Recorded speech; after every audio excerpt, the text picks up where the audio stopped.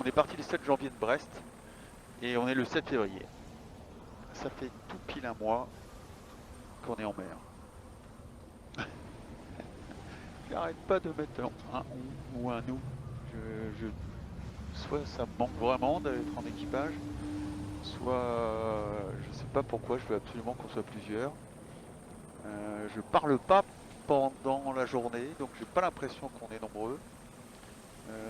C'est peut-être parce que j'ai une équipe derrière moi qui est omniprésente et qui me fait un bien fou et que je considère la voile comme un sport avant tout d'équipe, mais à chaque fois je dis ou nous, ou peut-être que je mets le bateau. Il doit y avoir un peu de tout ça, c'est un peu mélangé. Tout est un peu mélangé quand vous êtes en solitaire sur une machine comme Sodebo. Là, on me demande un chiffre, une image, une sensation, une rencontre, une victoire, une petite victoire. Et tout ça, en fait, ça se mélange. C'est jamais scindé, c'est jamais. Il n'y a jamais qu'un chiffre, il n'y a jamais qu'une image, il n'y a jamais qu'une sensation. C'est pas possible. Euh, je vais essayer de me prêter l'exercice, mais je voudrais justement comprendre que vous faire comprendre que c'est beaucoup plus nuancé que un chiffre, une couleur. Tout se mélange tout le temps dans mes sensations. Moi, j'en ai pas qu'une seule. C'est quelque chose qui est très loin de tout ça. Un chiffre 7 janvier, 7 février. Naturellement, j'aurais envie de dire que le chiffre, ben, ce serait plutôt le 7. Hein, et j'en ai plein des chiffres devant moi tout le temps, toute la journée. Là, c'est la vitesse, 33, entre 33 et 35. On est sous Génécœur, ça faisait longtemps qu'on n'avait pas été sous Génécœur. Ça me fait très plaisir d'être sous Génécœur. On revole sur des foils. Ça me fait aussi très plaisir de voler sur nos foils. C'est très plaisant. La mer s'est un peu calmée, alors que depuis 2 3 jours, j'avoue que c'était pas confortable. Ça ruisselait partout. Le froid un peu humide s'est installé, malgré qu'on souffre pas franchement du froid encore. Donc la sensation, c'est là de revoler dans de la houle d'ouest et de sentir ce qu'on est un peu venu chercher avec ces engins volants en sachant pas si ça marcherait ou pas. Gitana est en passe de réussir son histoire puisqu'ils ont passé le Cap Horn. Avec Armel, on le suit de loin, mais on le suit, on est tous les deux l'un à côté de l'autre et on va tenter la même chose dans quelques jours.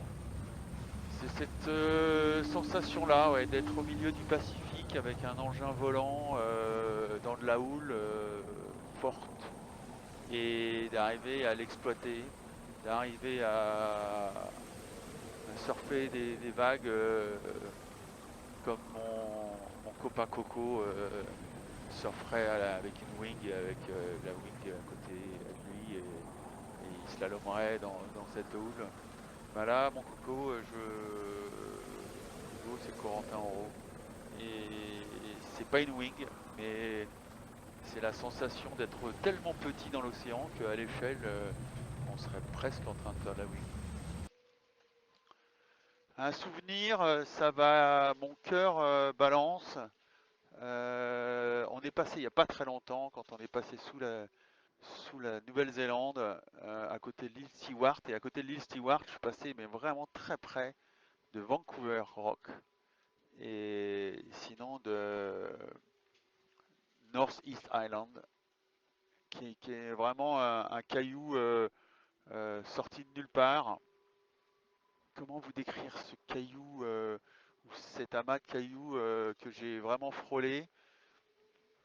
Victor Hugo parlait des Casquets en face de Cherbourg et il disait c'est comme une tempête pétrifiée. J'adore cette phrase. Et ben, ce caillou, il ressemblait à une tempête qu'on aurait sculptée, qu'on aurait pétrifiée. Vancouver Rock, ça me fait penser à que il y a forcément un marin, j'espère qu'il s'est pas échoué là, mais qui venait de Vancouver et qui a décidé d'y mettre son nom.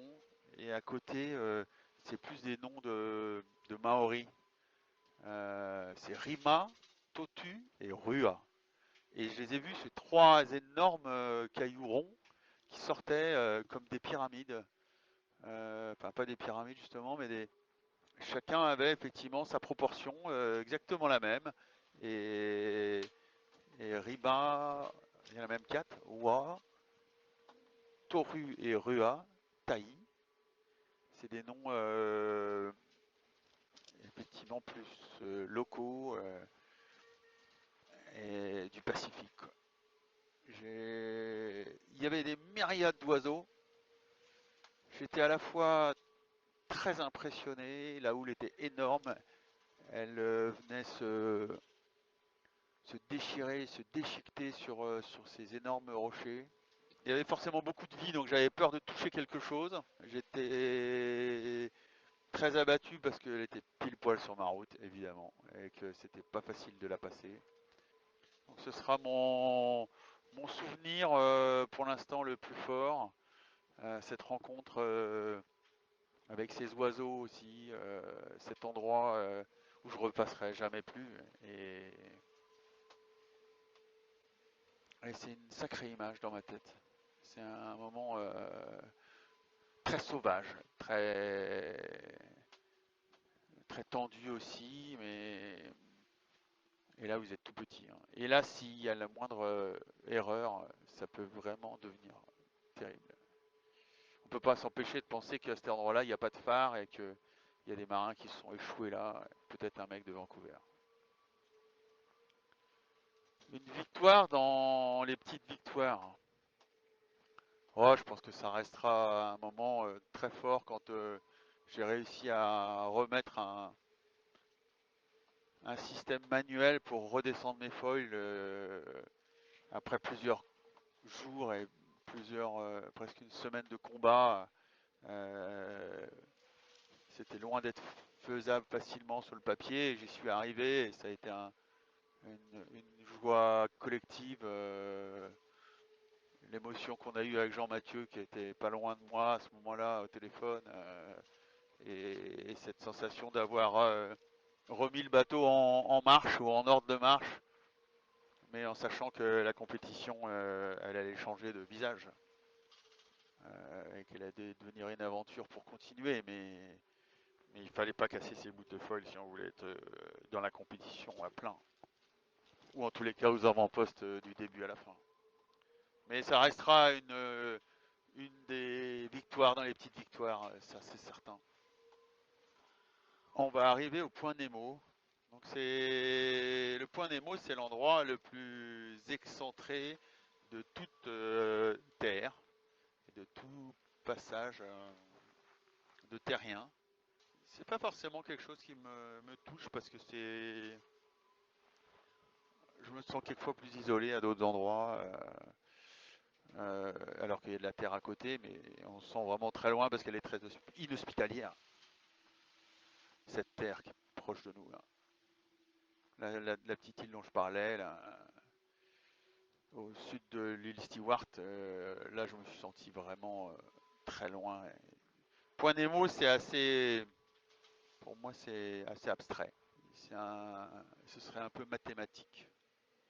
C'est de la physique, mais c'est un peu mathématique. On prend un compas et on regarde là où on est le plus loin des terres. C'est pas forcément quelque chose qui me touche plus que ça. Je cherche pas forcément le point caractéristique Nemo d'être le plus loin de tout. Encore une fois, c'est plus sensible que ça, ma réflexion ici sur l'eau. Une remarque sur ton sommeil et sa gestion. Oh, ces derniers temps, il n'y avait pas de gestion, hein. C'est quand on pouvait, on y allait. Quand je pouvais tomber sur mon matelas là, avec l'humidité ambiante, je me laissais un peu m'affaler et je trouvais une position qui allait me caler et qui allait permettre à mon corps de ne pas être trop comme un pantin quand j'aurais relâché l'abdomen et quand j'aurais réussi à trouver le sommeil. C'était pas aussi académique que quelquefois je le raconte, d'arriver à s'endormir avec la réflexion, la respiration, l'imagerie mentale et tout. Là, il n'y avait rien de tout ça. Là, c'est beaucoup plus animal, c'est beaucoup plus vous savez plus tellement bien depuis combien de temps vous n'avez pas dormi, et l'endormissement va pas être simple. Et ça n'a pas été une très bonne gestion ces derniers jours parce que j'étais vraiment à la disposition du bateau, et pendant les 2-3 derniers jours, ouais, c'est pas été pas très académique. Avant, j'avais beaucoup plus de soins à pouvoir effectivement bien récupérer, bien manger. J'étais bien calé. Les 2-3 derniers jours, ça a été moins le cas. Ce qui finalement dérange tout ça, c'est dès qu'il faut bricoler et dès qu'il faut travailler sur le bateau. Là, ça dérègle tout. Et là, vous êtes complètement incapable de revenir sur un cycle. Il va falloir prendre beaucoup de temps. Manger, il y a beaucoup de moments où manger, c'est vraiment lié à l'effort. C'est vraiment lié à ma capacité à récupérer. Avec Martine, on a très très bien travaillé ça. Enfin, elle a très bien travaillé ça. Et quand je me cale bien là-dessus, je sens bien que j'ai un potentiel régulier et qui me permet de récupérer et de dormir, et je suis dans la bonne spirale parce que tout part de manger, dormir. Et pour l'instant, j'ai à peu près bien géré ça. Et l'autre jour, en fait, il y a des moments où vous êtes en un peu en mode survie. Et là, j'ai une boîte avec tout, et là, j'ai enchaîné. J'avais besoin et envie de manger juste pour me réconforter. Et j'ai commencé par du pain fromage. Euh, Parce que pour moi, le pain fromage, c'est la base, quoi. Et Sodebo, chez nous, c'est la base. C'est pasta box, pizza, sandwich. C'est du pain, tout ça, c'est de la pâte. Et moi, j'adore la pâte, j'adore faire la pâte. Et, et après, le fromage, pour moi, c'est la première garniture qui me vient à l'esprit, quoi.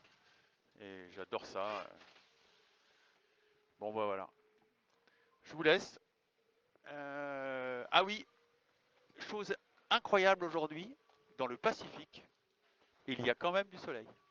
J'ai vu le soleil aujourd'hui, il est là, alors que ça faisait plusieurs jours que, même quand il faisait jour, je doutais du fait qu'il y ait du soleil dans le Pacifique. Donc la nuance du couleur du Pacifique, ça restera quand même beaucoup le gris, avec toutes les nuances de gris, hein. Ça, on peut pas. Le gris plutôt bleuté, le gris plutôt argenté, le gris plutôt blanchâtre, le gris pâle, le gris satin. Euh, bon, voilà, je vous laisse avec mes gris, puisque le Pacifique est plutôt nuance et à dominante de gris, mais le soleil existe dans le Pacifique.